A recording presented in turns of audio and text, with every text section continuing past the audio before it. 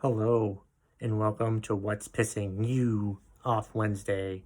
I'm Kevin McTaggart, the angriest comic in Vermont. And here at What's Pissing You Off Wednesday, I rant about whatever's pissing you off. Let's get to this week's topics for Wednesday, August 18th, 2021. Peter Pardo is pissed off at people who are upset about CVS going entirely self-checkout. Let me get this straight. First of all, CVS has had self-checkouts for a while now, and they're great when they work. But what pisses me off about the self-checkouts is the ones near me, for some reason, they're credit card only because the cash machine doesn't work on these self-checkout CVS's. So if the CVS's are going to be all self-checkout from now on, then the cash thing needs to work. All right?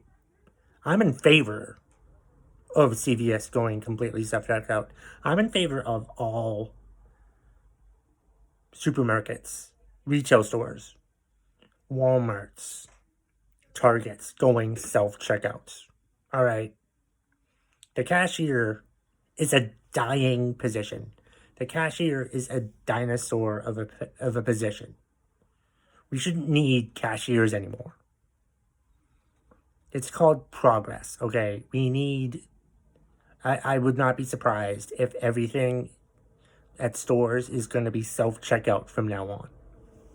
You'd still need to hire somebody there to monitor the cashiers, to fix the machines when they're broken. You still need that. But Peter's telling me, I saw him face to face, and he told me that people are upset about CVS going entirely self-checkout. And to those people, I say, shut the fuck up. I mean, seriously. What, you're gonna miss talking to a cashier? Is talking to the cashier like your one social interaction all fucking week? Is talking to the cashier at CVS the one thing you look forward to doing every couple days? Do you go to CVS every day just to talk to the damn cashier? Are you that afraid of progress that you don't want all self-checkouts at CVS? What's wrong with that? There's nothing wrong with that. There's everything right with that. Granted, there may be some things that they may need to, you need permissions for, like buying cigarettes or alcohol or drugs for that matter. They still need pharmacists, to dole out the medications and make sure that they're going to the right people. But people upset about the self-checkouts at CVS becoming all self-checkout. I encourage this. This is a great idea. I think it's great. And anyone who doesn't think it's great really needs to get with the times, because this is the way things are going to be. And if you don't like the way that things are going to be, then you're going to be very upset for the future. If COVID has taught us anything, it's told us that we need to stay away from people as much as possible.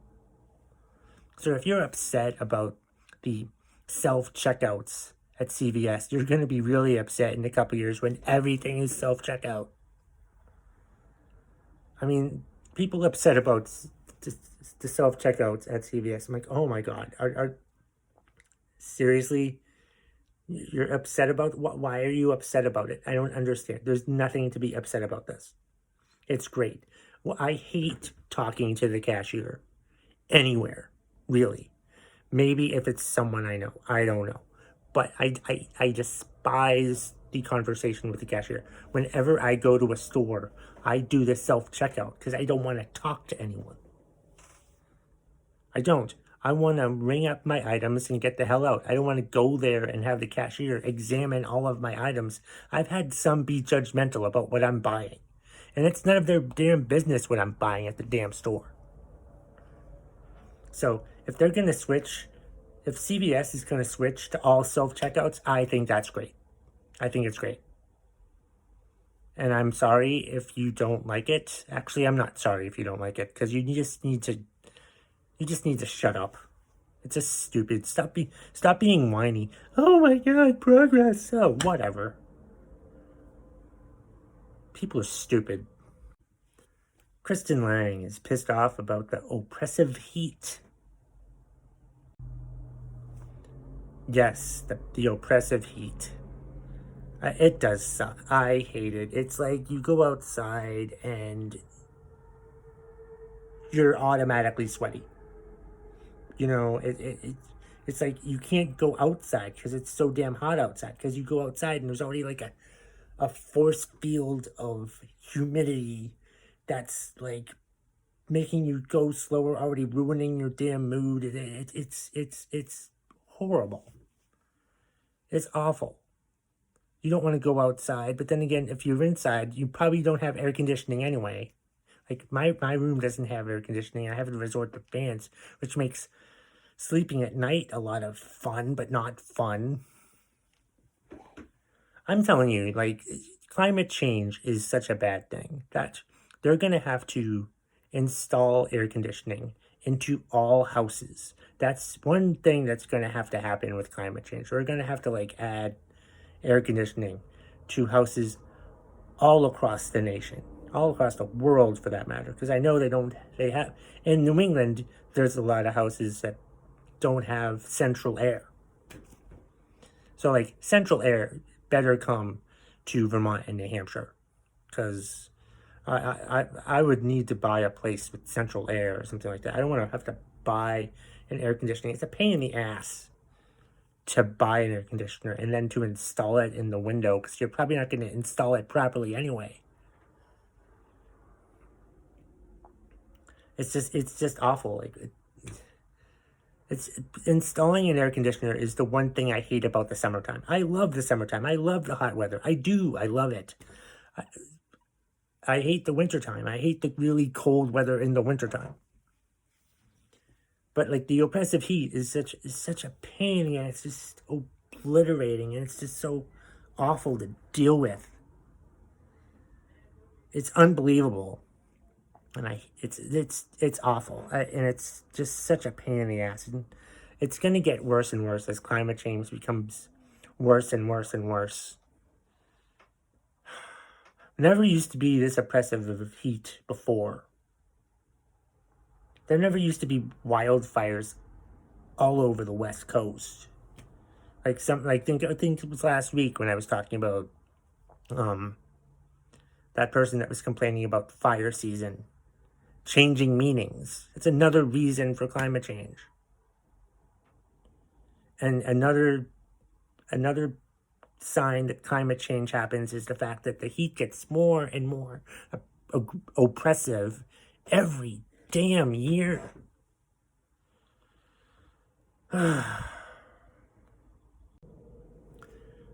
Zebrowitz is pissed off that a Chinese restaurant has them listed as their second phone number. She's called them multiple times and asked them to fix their website, and they haven't.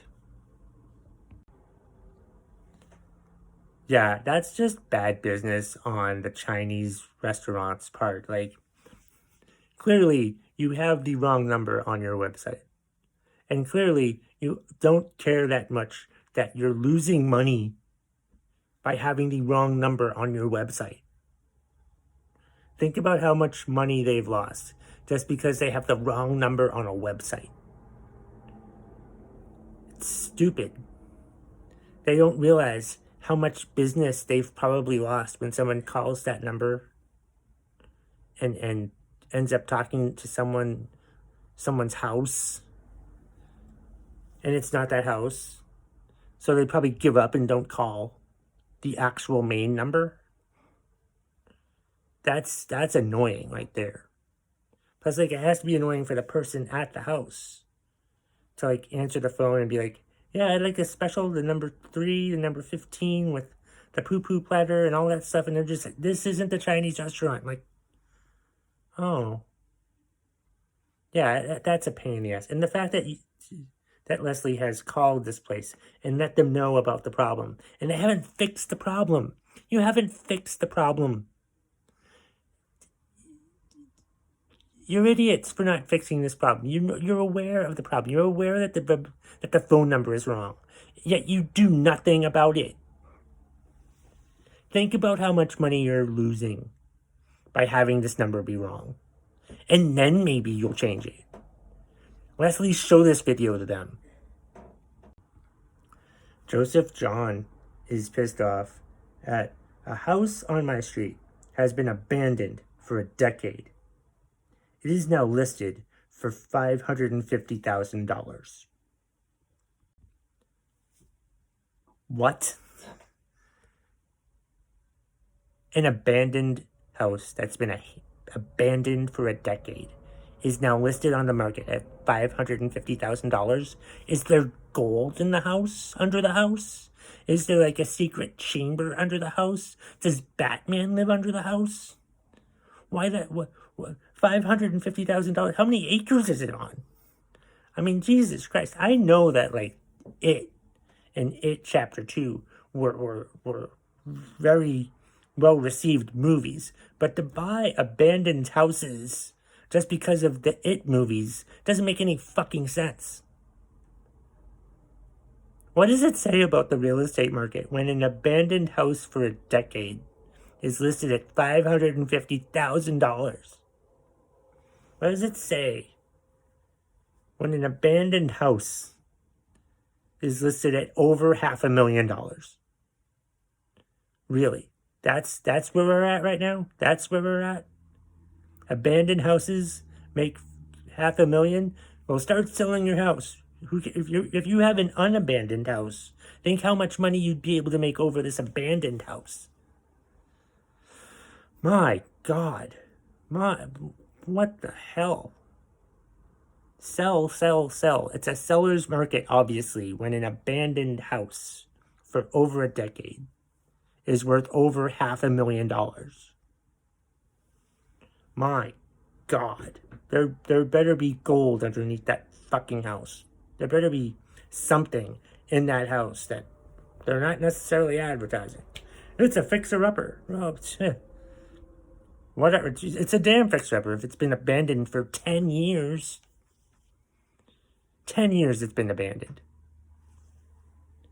Better be a damn fixer. Better make you like millions and millions of dollars once you fix up this house.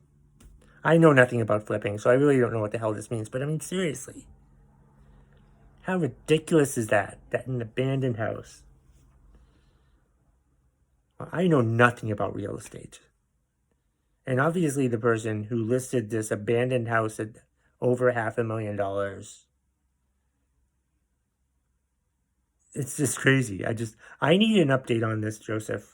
Let me know if the house gets sold. I don't think the house gets sold. I think this is awful real estate business. When you have an abandoned house listed at $550,000. You are the worst real estate salesman if you have an abandoned house worth $550,000. What the hell are you thinking? If any real estate people are listening to this, let me know, because I need to know, why is an abandoned house worth over $500,000? Some celebrity hopefully should have died in there or something. I don't know. Comment or let me know. Find me on social media at McTaggart Attack, and or comment on the YouTube video or wherever the hell you're listening to this. Vinny Mulak is pissed off at what the hell good is a water saver toilet when you have to flush it 2 or 3 times? Oh my gosh, I know a lot about this. We have toilets here at the house that are water saver toilets, environment friendly type toilets, energy saving toilets. But most of the time I have to flush it like 5 times rapidly in a row just to make everything go down. They clog constantly. You have to flush them a lot. Is that really energy saving when you have to constantly flush the toilet when you have to flush the toilet 5 times in a row just to get the stuff to go down? Is that really that energy saving? Is that really water saving when you're flushing constantly? I mean, I feel like that defeats the purpose of a water saving toilet. If you have to flush it 5 times in a row, I have to do it 5 times rapidly to reset the toilet, which I have to reset every now and then. I don't even I do it preemptively now. Like when I do something in the toilet that I think might break the toilet or clog it, I flush 5 times. Even when it's just like a little piece of toilet paper and urine, I will flush it 5 times because I'm not taking any chances with this thing anymore. How much water are we necessarily saving? Are we saving any water at all? Whoever invented the water-saving toilet obviously sucked at creating the water-saving toilet because they didn't make the water-saving toilet. They created a water-unsaving toilet. If it's going to take you multiple flushes to get the stuff to go down. We need to do better at making toilets. We need better toilets. We need something more profound to make for toilets. We need a better invention of the toilet. Not saying it has to be automated. I'm just not saying there has to be a probe or a tube that goes up your ass and that sucks out the poop. I'm not saying any of that. We just need a better toilet that actually flushes and never clogs. Just need something like that. Somebody invent a better damn toilet that's actually a water-saving toilet. Instead of this stupid bullshit where you have to flush 2 or 3 damn times, or 5 times in my case, just to make all the crap go down. Literally. Crap. Joe Douglas Cleveland is pissed off at people that just sit on the conveyor belt of life, not thinking, grappling with the big questions. Yeah, I've been really into the self-help movement for a few years now, and it really does bother me when there's people there that just, they're creatures of habit. You know, yet they still complain about how much their life sucks when they continue to do the same shit over and over and over again. I must admit, sometimes I feel like I'm on the conveyor belt of life, but I hate being on the conveyor belt of life, unlike these other people that are on the conveyor belt of life. And just don't mind it, but they're going to complain about being on the conveyor belt of life, yet not do anything about it. It's just mind-boggling to me. If you hate your life so much, do something about it. Seriously. If you hate your life that much, do something about it. Don't just complain about it. Because complaining does nothing to do it. Complaining just makes it worse. You know? Stop complaining and stop actually doing something about it. It's just aggravating when people are like, just complaining about how much their life sucks, yet they do nothing about it, when there's plenty of stuff that they could do about it if they actually put their goddamn mind to it. Donna Davis wrote a very lengthy thing that she's pissed off about on my Facebook page, or she tagged me in it on Facebook, and she's pissed off about customer service. Yeah, customer service does suck nowadays. There's a lot of people in customer service that probably shouldn't be in customer service. There's people who take customer service jobs thinking that I can just coast through this. I don't really give a shit about this customer service job because I'm really just fantasizing about other things I want to do in my life. This is really just a position where I just want to be here for now and not have to do that much and not have to work that much. I feel like most people in Best Buy don't give a shit about their jobs.